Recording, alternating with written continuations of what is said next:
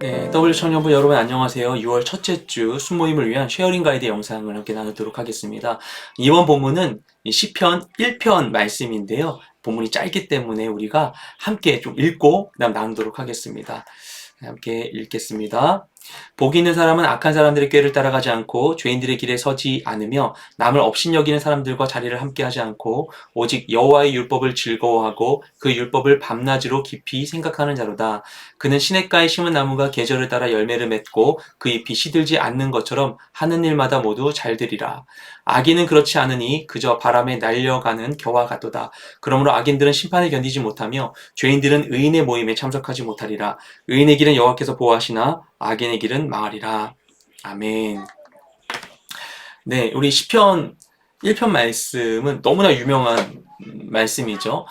시편 1편 말씀은 시편 150편, 성경에서 가장 긴 책인 시편 150편에 제일 그 전체를 시작하는 그 문과 같은 그런 말씀이라고 볼 수가 있습니다. 이 시편 1편에서 그럼 이야기하는 핵심 주제는 무엇인가? 시편 전체를 시작하는 핵심 주제는 바로 복 있는 사람에 대한 것입니다. 어떤 인생이 과연 복 있는 것인가? 우리가 어떻게 살아야 잘 살 수 있는가? 어떻게 보면 하나님을 믿는 사람이나 믿지 않는 사람 모두에게 동일한 관심 주제일 수 있어요. 어떻게 우리가 인생을 정말 값지게 잘 살아낼 수 있을 것인가에 대한 이 고민, 그에 대한 이 찬양의 시로 시편은 시작되고 있는 것이죠. 그럼 복 있는 삶은 어떤 것인가? 이 말씀 가운데 보면 복이 없는 삶과 복이 있는 삶을 극명하게 대조해서 보여주고 있습니다. 먼저 복이 없는 거짓된 행복을 주는 삶의 세 가지 길에 대해서 먼저 이야기를 하면서 말씀을 시작하고 있죠. 세 가지는 무엇인가 하면은 악한 사람들의 꾀를 따라가는 것, 죄인들의 길에 서는 것, 그리고 남을 업신여기는 자들의 자리에 함께하는 것입니다. 그래서 첫 번째는 이 꾀, 그렇죠? 악한 사람들의 꾀를 따르는 것, 그 생각을 따르는 것. 두 번째는 죄인들의 길에 서는 것. 세 번째는 남을 업신여기는 자들의 자리에 앉는 것입니다. 첫 번째는 그래서 그런 세상 사람들이 주는 그럴듯한 이런 생각들, 방법들, 세상적인 지혜들을 이야기한다고 볼 수 있죠. 두 번째는 죄인들의 길입니다. 길인데 이게 좀 더 남 보기엔 좀 더 빨라 보이고, 그죠? 잘 갈 수 있을 것만 같은 그런 잘 닦인 길처럼 보여지는데 죄인의 길이라는 거예요. 또 하나는 세 번째는 자리예요. 근데 이것이 남을 업신여기는 사람들의 자리. 그러니까 다른 사람들을 깔보고 그들보다 높이 있는 것과 같은, 높은 지위에 있는 것만 같은 자리인데 그 자리를 분별해야 된다는 것입니다. 생각과 길과 또 그 자리를 우리가 분별해야 된다는 거예요. 근데 분별하는 아주 중요한 키가 있죠. 그게 누구의 것인가라는 것입니다. 겉으로 보기엔 그럴듯한 지혜로운 일 같고, 어떻게 보면 되게 정말 빠르고 신속한 좋은 길인 것 같고, 어떻게 보면 되게 높고 좋은 사람들에게 높임받는 자리인 것 같지만, 그게 누구의 자리인가? 그죠? 악한 사람들, 죄를 행하는 사람들, 다른 사람을 업신여기는 사람들, 그 사람들이 있는 길과 자리와 방법들을 우리가 멀리해야 된다는 것입니다. 그것이 바로 거짓된 복을 주는 일들이라는 것이죠. 그 복 있는 사람은 어떤 사람인가? 복 있는 사람의 기준을 명확하게 제시해주고 있습니다. 그 사람은 오직 여호와의 율법을 즐거워하고 밤낮으로 그 율법을 묵상하고 생각하는 사람이라고 이야기하고 있어요. 그렇죠? 그러니까 여호와의 율법을 즐거워하고 밤낮으로 그것을 생각한다는, 그럼 그것은 무엇을 의미하는 것인가?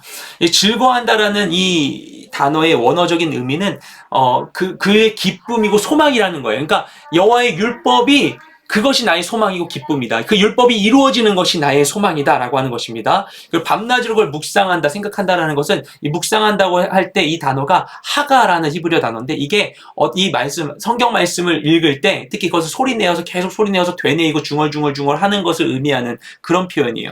그래서 이것을 계속 입에 달고서 계속 중얼중얼 거리듯이 그 말씀을 가까이 하면서 있는 것을 이야기하는 것입니다. 그런데 무엇보다도 여기서 무엇을 즐거워하고 묵상하는가? 율법을 묵상한다라는 거예요. 이 율법은 그냥 성경 말씀이라고 생각할 수 있어요. 그렇기 때문에 우리 그냥 성경 말씀 열심히 보고 그냥 하나님이 주신 말씀에 감동받고 있으면 그럼 되는 거겠지라고 생각할 수 있지만, 이 율법이라는 단어를 주목할 필요가 있습니다. 율법이라고 하는 것은 그러니까 구약 성경 전체를 의미하기도 하지만 율법은 기본적으로 창출 내민신 모세오경을 얘기합니다.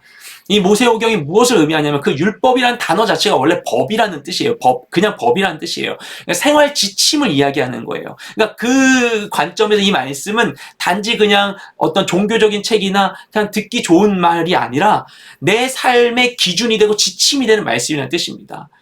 그리고 여호와의 그 율법을 즐거워하고 묵상한다는 건 무엇인가 하면은 하나님의 그 뜻이, 그 하나님의 법이 내 삶 가운데 이루어지는 것을 기뻐하고 그렇게 될 수 있도록 이 삶의 도리에 대해서 우리가 생각하며 살아간다는 얘기예요. 어떻게 살지를 생각하는 것이에요. 어떻게 살아야 될지를 고민하고 생각하는데 어떻게 생각하느냐? 율법의 말씀에 진리에 기초하여 생각한다는 것입니다. 사람들의, 악인들의 꾀와 그리고 죄인들의 이 길과 그리고 오만한 자들의 자리를 통하여서 내가 생각하는 것이 아니라 여호와의 그 말씀, 진리의 말씀을 근거하여 그것이 이루어지기를 기뻐하면서 그것을 늘 묵상하며 사는 삶, 그것이 바로 복 있는 삶이라고 이야기하고 있는 것이죠. 그럼 어떻게 되는가? 그 삶의 결과는 마치 시냇가에 심겨진 나무처럼.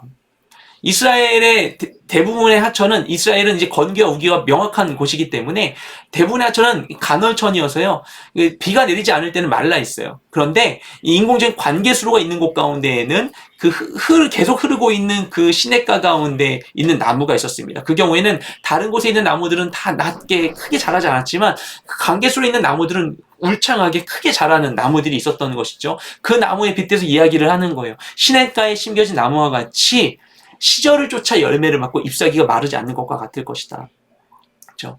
정말 하나님의 복 가운데 우리가 온전한 그 하나님의 복의 그 원천에 뿌리를 내리고 살아가게 되면, 진리의 말씀에 뿌리를 두고 살아가게 되면 어떻게 되는 것인가? 시절에 맞는, 때에 맞는 은혜를 누리며 살아갈 수 있게 되는 것이다.